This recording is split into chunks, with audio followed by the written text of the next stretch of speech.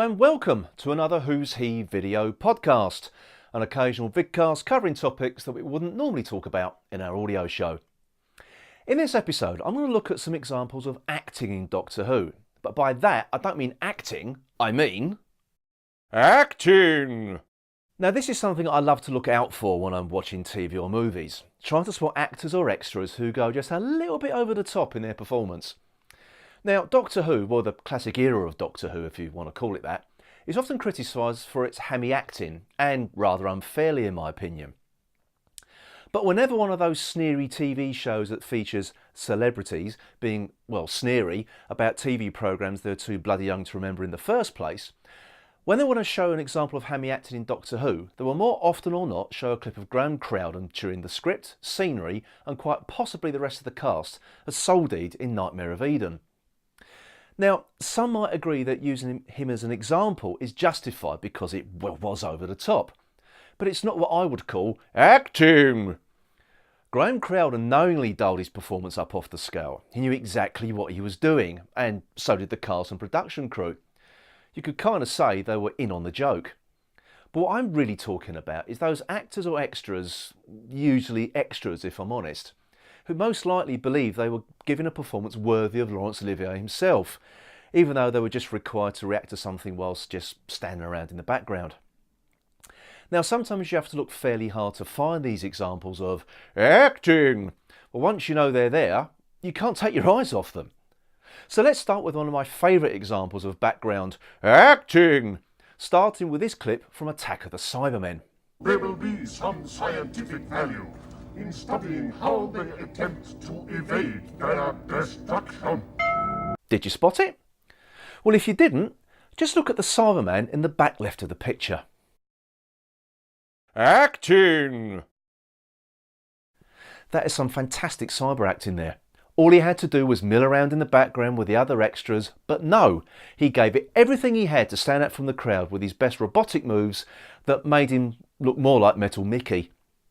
But I bet you the next time you watch Attack of the Cybermen, you won't be watching the actors in the foreground, you'll be watching the guy in the background busting his robotic moves.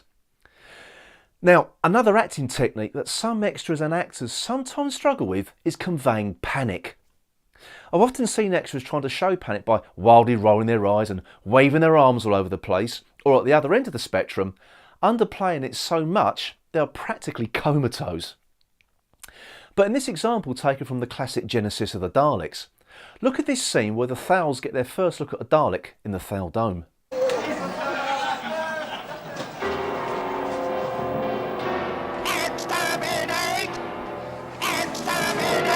Did you see that one? Let's play the clip again, and this time check out the Thal front and centre. He runs the whole gamut of emotions here before he finally gets to panic. The drunk acting, shock acting featuring a lot of pointing, and finally backing away in panic while still pointing acting. Acting! Acting! Brilliant! And he also managed to keep his comb over in place as well, which is, well, no mean feat. So it just goes to show that even the most dramatic of scenes can be forever undone once you've found an extra that overdoes it.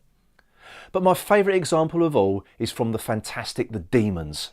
I love this story, and it's one of my all-time favourite Pertwee stories, even though his Doctor is even more obnoxious and patronising than usual in this, and this is coming from someone whose favourite Doctor is John Pertwee.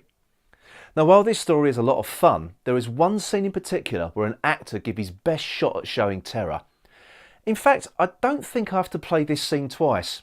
You're going to get this one straight away. Acting! Wow.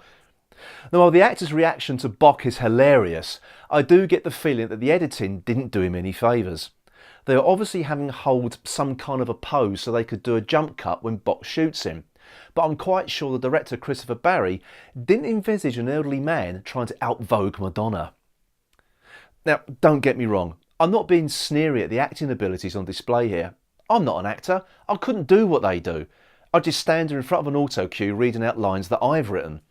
And in fact, if I did try acting, I'd most probably end up on one of those sneery clip shows I was talking about earlier, where someone from The Only Way is Essex gives their critique on my acting ability.